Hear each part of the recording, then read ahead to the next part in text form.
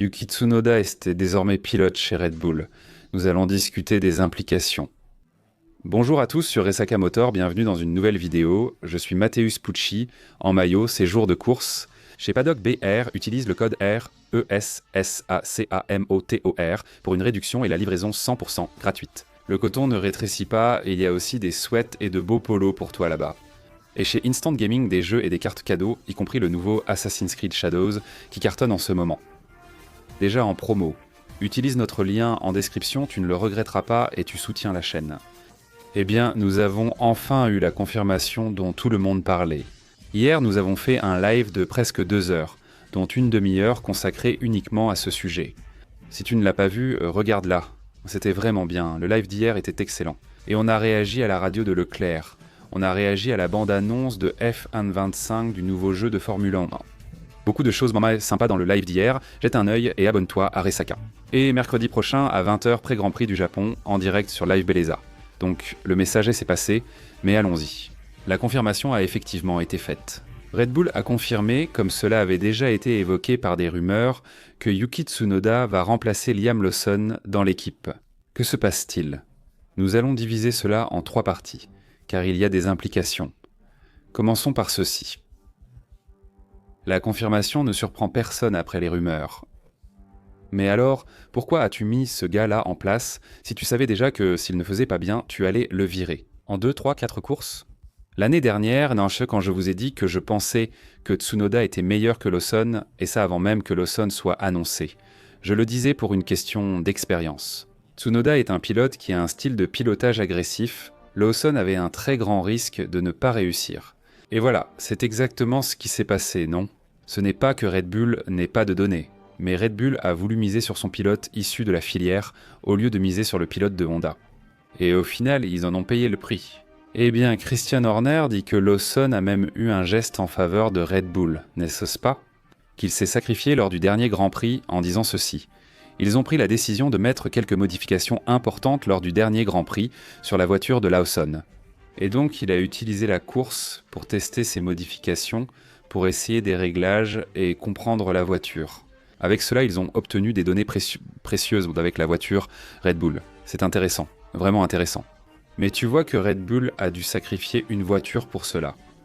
Donc le point ici, c'est que Red Bull n'a pas de voiture, elle en a une seule. Et parce qu'elle n'en a qu'une. Elle voit bien qu'il n'est pas possible de se battre pour le championnat des constructeurs et, parfois, pour celui des pilotes sans avoir un coéquipier pour aider. Donc, même si Liam Lawson a fait un sacrifice pour l'équipe, comme le dit Christian Horner, ce n'est toujours pas suffisant pour Red Bull. Red Bull n'est pas une équipe du milieu de peloton, c'est une équipe qui se bat pour le titre. C'est une équipe qui, possiblement, aura une bonne voiture toute l'année pour se battre, qui sait, pour le podium, etc. Donc, tu ne peux pas te contenter d'une seule voiture. Et dans toute cette histoire. Mais je maintiens ma position. C'est pareil pour Jack Doohan, évoqué depuis l'an dernier. Engager quelqu'un pour le licencier à la première erreur ne sert à rien. Autant embaucher directement celui que tu souhaites vraiment voir arriver. C'est ça, non, le cas de Jack Doohan. Pour Red Bull, Lawson a été choisi car il est pilote Red Bull, pas Honda. Et Tsunoda était celui qui était le plus préparé. Cela signifie-t-il que Tsunoda va forcément bien performer? On va en parler tout de suite. Concernant Lawson, il était évident qu'il n'était pas prêt. Red Bull a remplacé Perez par Lawson, échangeant 6 contre une demi-douzaine. Mais il y a l'aggravant de la voiture là, et on va déjà aborder ce point. Je veux maintenant parler de Max Verstappen dans toute cette histoire. Pourquoi Max Verstappen? Il a leaké une publication de Vandegaard, tu te rappelles? Oui. La publication de Vandegaard indique qu'il en a assez des commentaires affirmant que la Formule 1 est un sport de haut niveau. Donc, si tu ne livres pas, tu sors, c'est comme ça. Mais il dit ceci, qu'est-ce que Red Bull est en train de faire? Ça ressemble plus à un mouvement de panique, un geste de quelqu'un qui est désespéré qu'à quelque chose lié à des athlètes de haut niveau. Il parle aussi du pilote, de la confiance en soi et de l'amélioration. Et Verstappen a aimé cette publication, donc, de Vandegaard, et bien sûr ça fait beaucoup parler. Ce like de Verstappen parce que, comme je vous l'ai montré dans la vidéo d'hier, apparemment Verstappen n'aime pas ce changement. Parce que Verstappen veut de la stabilité dans l'équipe. Verstappen veut une équipe stable, soudée, avec une bonne ambiance, et c'est tout le contraire de la Red Bull depuis quelques mois. En fait, on peut déjà parler d'il y a 1 an depuis que la bombe Christian Horner a explosé l'année dernière. Donc Verstappen n'aime pas ça. On risque aussi un effet secondaire, comme un départ possible de Verstappen. J'en parlerai dans une autre vidéo. Et le fait qu'il ait aimé ce genre de publication, qui est un peu plus directe, un peu plus agressive de la part de Vandegaard, montre simplement que Verstappen est vraiment déterminé à exprimer son opinion. Qu'il voulait que Lawson continue, que l'idéal serait de garder ce gars pour encore quelques courses. L'attitude de Verstappen ne me surprend pas, mais il va bientôt le faire publiquement, même s'il s'entend bien avec Yuki Tsunoda. Mais en pensant à la stabilité, Max Verstappen n'a pas aimé ce changement. C'est ainsi, le risque existe, non? Si ça échoue, Verstappen dira peut-être « je l'avais dit ». Bon, maintenant on arrive au point principal, qui est le suivant. Et Tsunoda, il est déjà grillé. En acceptant Red Bull, il a signé son arrêt de mort. Dans le live d'hier, on a dit « Ah, vous parlez de Bortoleto, de Drugovich dans cette voiture, mais est-ce qu'un pilote aurait envie d'être grillé ?» Bortoleto par exemple? Maintenant qu'il vient d'arriver en Formule 1 allée chez une Red Bull extrêmement sensible, est-ce que ça vaut le coup? Et alors, dans le cas de Tsunoda? Pour lui, pilote expérimenté qui sait avoir peu d'options où aller. Parce que si Honda, par exemple, engage Verstappen chez Aston Martin, Tsunoda n'est pas un pilote favori de Red Bull, donc il a peu de chances d'être promu. Probablement, Radiar serait promu. Donc Tsunoda a l'opportunité de sa carrière, Tsunoda a une grande chance d'arriver dans une voiture de pointe et de s'exprimer. Je peux maîtriser cette Red Bull et ainsi changer la perception que Red Bull a de lui. C'est encore un pilote Honda que Red Bull écartera dès la première occasion. Dès que 2 pilotes compétents arriveront face à Tsunoda, Red Bull l'écartera. Donc, c'est l'opportunité de la carrière de Tsunoda.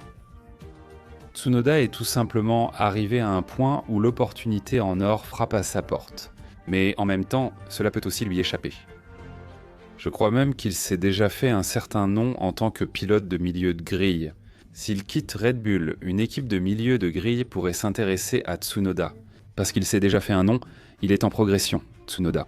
D'accord, c'est un peu comme Gasly, c'est un gars qui s'est fait un nom pour le milieu de grille. Ces gars-là, ils ont leur place dans le milieu de peloton. Maintenant, dans une équipe de pointe, ce sera l'opportunité de Yuki Tsunoda. J'ai vu des on-board et une comparaison entre Lawson et Tsunoda en Chine lors des qualifications. Tu vois que Lawson n'avait aucune confiance en sortie de virage? En fait, freinage, passage et sortie de virage. Tout le processus dans le virage, Lawson n'avait pas confiance. Aucune confiance. Pourquoi? Parce que c'est une voiture très sensible, c'est une voiture dont l'avant réagit beaucoup. Le pilote doit faire preuve d'une grande sensibilité et maîtrise. Seul Verstappen, parmi ceux ayant conduit cette voiture, en est capable. C'est exactement ce qu'Albon a déclaré en interview, et je continuerai à la citer tant que ce sera pertinent. Tsunoda devra s'adapter à la Red Bull extrême, où Red Bull devra faire des concessions. Une voiture plus facile à piloter pour le second pilote. Et alors, peut-être rendre la voiture un peu moins rapide? Mais toi, aujourd'hui, le scénario chez Red Bull, c'est une voiture qui va très bien fonctionner avec Verstappen. Et l'autre voiture, l'autre pilote n'arrive pas à suivre. C'est essentiellement ça. Red Bull vit cette situation depuis un certain temps, en fait depuis quelques années. Alors, Tsunoda a peut-être effectivement signé sa propre condamnation, mais c'est une grande opportunité. C'est ce même qui circule sur les réseaux sociaux, n'est-ce pas? Tu ferais cet accord? Moi je ferais cet accord, parce que dans le cas de Tsunoda, il n'a nulle part où aller. Soit il accepte et essaie de faire du bon travail en courant à domicile, ça crée déjà un impact initial.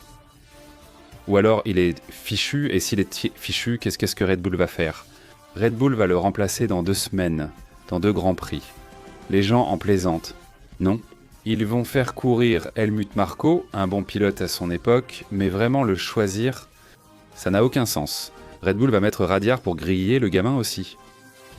Donc le problème va au-delà du pilote. Tu peux même remettre en question certains pilotes, mais la voiture a certainement un rôle fondamental dans cette analyse. Je veux connaître ton avis dans les commentaires. N'oublie pas de t'abonner et d'activer la cloche pour ne rien manquer. Et plus tard, il y aura une autre vidéo. Un grand salut, merci et à bientôt.